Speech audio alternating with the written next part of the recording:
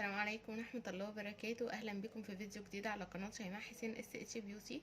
النهاردة جاية اعمل معاكم ريفيو عن الفوت ماسك ده. طبعا حاجة عاملة ضجة جامد جدا على يعني اغلب جروبات السكين كير والحاجات، كل الحاجات اللي لها علاقة بالعناية بالبشرة والجمال وكده.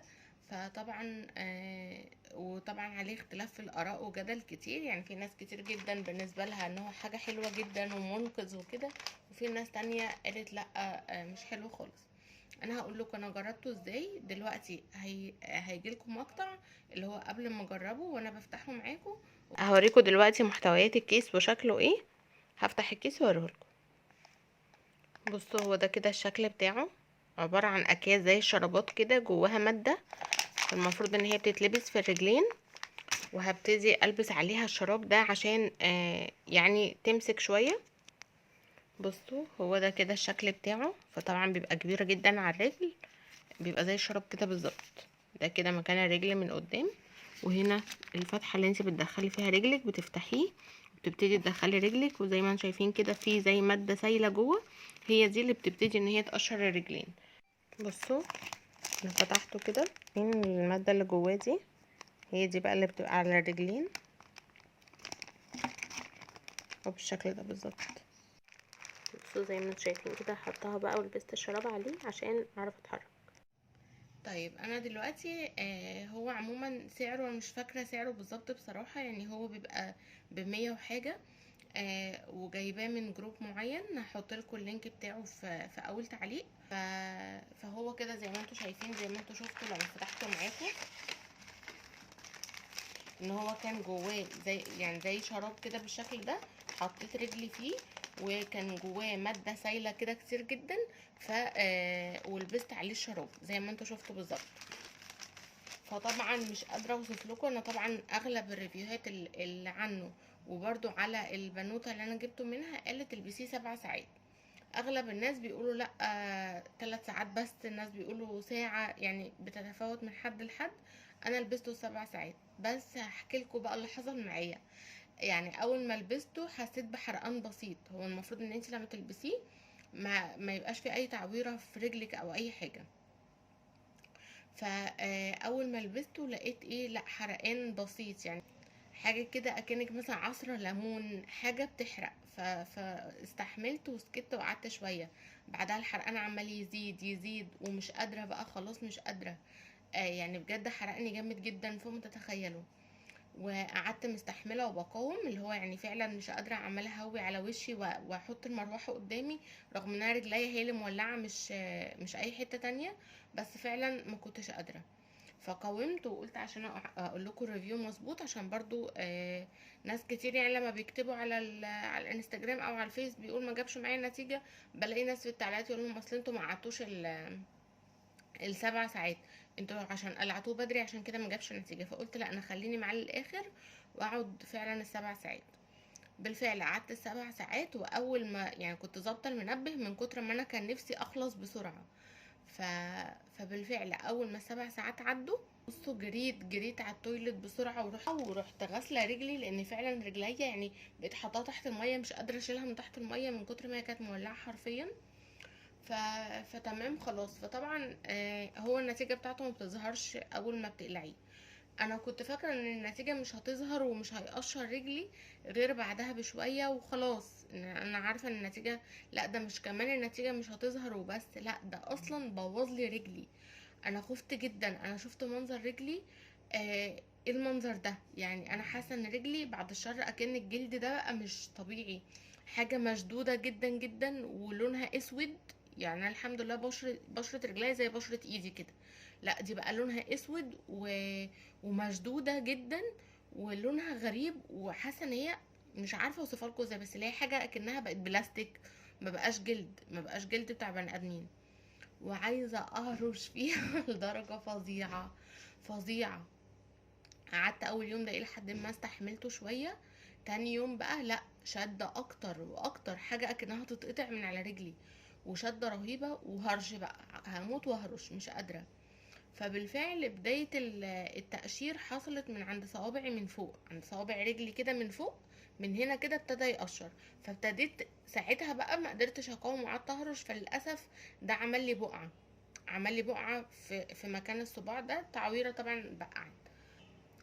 فهو ده يعني ده اوحش حاجه فيه. لكن النتيجه اللي بعد كده بقى، لقيت بقى ان التقشير ده ابتدى يوسع يوسع. التقشير الاول حصل، انا كنت بشوف على طول الناس مقشره من بطن رجلها، يعني لما بشوف الصور على الفيس بلاقي بطن رجلي هي اللي مقشره. لا، انا التقشير بدأ عندي من فوق، ودي حاجه ريحتني وبسطتني جدا. ان انا بعرف لما باجي اعمل باديكير لرجلي بعمله باللي هو المبرد بتاع الباديكير ده من تحت، لكن الجزء اللي فوق ما اقدرش ان انا اعمل فيه، لانه بيبقى ارق شويه من الجلد اللي من تحت. فطبعا ده لو انت عملتي له سكراب جامد او بالمبرد جامد هيتعور. فكان نفسي في حاجه زي كده تقشرهولي، احس ان الجلد اتجدد وطالع جلد ابيض ونظيف كده وناعم، من غير طبعا من ان انا اعوره. فده عمل لي كده فعلا، ابتدى يقشر. بعد ما قشر يعني بصوا كل المأساة اللي انا حكيتها لكم دي قبل ما الجلد يقشر، بس مجرد ما الجلد قشر، لا بصراحة بصراحة يستاهل الضجة اللي معمولة عليها. انا فعلا انا بعمل اصلا يعني، ناس كتير برضو كانوا بيقولوا عليه لو انت من النوع اللي بتهتمي وبتعتني برجلك وعلى طول عنها كريمات وماسكات وبتعملي باديكير على طول وبتظبطيها وانت بتاخدي شاور، مش هيبقى مؤثر بالنسبه لك. فانا كنت فاكره كده، فلقيته لا، فرق بصراحه كبير قوي قوي بين العنايه العاديه اللي انا بعملها بالباديكير وبالحاجات العاديه وبين ده. يعني انا تقريبا ابتدى كنت عملته للاسف اتاخرت فيه، فعملته قبل العيد بكام يوم، وفضل حوالي اسبوعين بالظبط يشتغل. يعني انا ما استمتعتش برجلي غير بعدها باسبوعين. ف... فمن ساعتها لحد دلوقتي انا بصوا ما حطيتش مبرد في رجلي، ما عملتش اي حاجه فيها، واكنها لسه معموله حالا. بس طبعا محافظه عليها، على طول لابسه سليبر في الشقه. يعني بصوا انا عشان العذاب اللي انا شفته في البتاع ده، لو انا حتى عند حد مثلا هقضي يوم كامل عند حد من قرايبي ولا حاجه، سوري يعني السليبر بتاعي في شنطتي، او اروح هناك ما اقول لهم عايزه حاجه في رجلي، ما اقدرش حتى لو سجاجيد وكل حاجه ما اقدرش ادوس عليها، عشان طبعا ما اضيعش كل اللي انا عملته. وبعتني برجلي بقى دهانات باستمرار. فالمهم ابتدى زي ما حكيت لكم كده، التقشير حصل من فوق، فحلو قشرت وبقت كويسه وجميله. بس برضو مرضتش احط عليها اي مرطب خالص الا لما كل القشر وقع. يعني ابتدى بعد ما قشرت من هنا من فوق، بعدها بقى ابتدى من الجوانب هنا التقشير، وبعدها من عند الكعب، وبعدها بقى بطن الرجل ابتدى ايه يقشر. فكان في حته قشر هنا على حته هنا على حته هنا. في الاخر لما خلص خالص بقيت ان انا كل اللي اقدر اعمله ان انا وباخد شاور بدعك رجلي بالليفه كويس، فبطلع الى حد ما اغلب الجلد الميت وقع. لكن ما تلاقيش بقى القشره بتبقى بتستفزك عشان تشديها، اللي هو انت عندك حب استطلاع عشان تشوفي الجلد الجديد شكله ايه.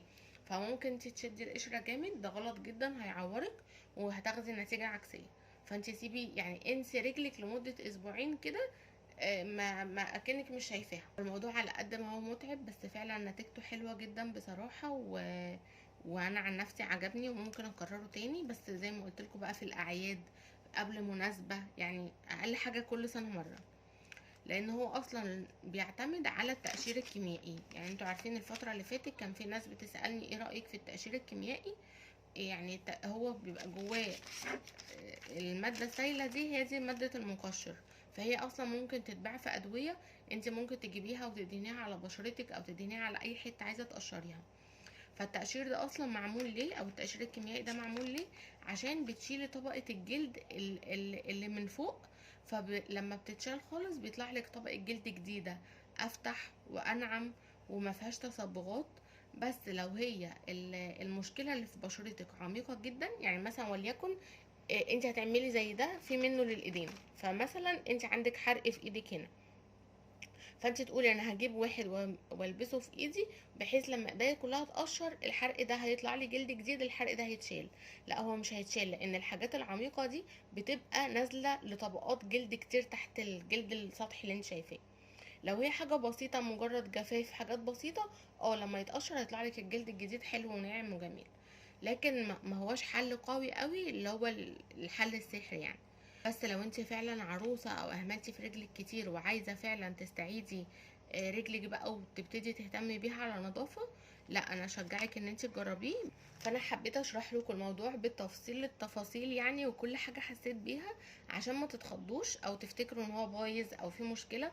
لان انا فعلا كنت افتكرت ان انا كده رجلي باظت بقى، او ان هو ما جاش على بشرتي او حاجه. ف... فدخلت ادور لقيت ان محدش حكى كده.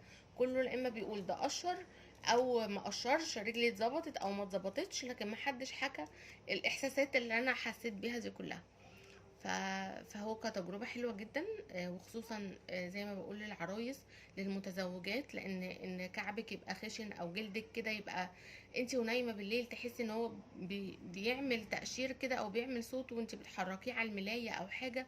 حاجة فعلا محرجة جدا ومزعجة جدا. فدلوقتي عايزه بس اقول لكم حاجه قبل ما اقفل الفيديو، ان اللي بعد الفوت ماسك اهم من الفوت ماسك نفسه. يعني انت خلاص عملتيه، ممكن تعملي روتين معين يخليكي تدمري اللي انت عملتيه ده ورجليكي تبقى اوحش من الاول، وممكن بالعكس رجليكي تفضل اطول فتره ممكنه، عامله زي رجل البيبي كده وناعمه جدا، واكن الجلد جديد وطري وناعم وكل حاجه وفاتح.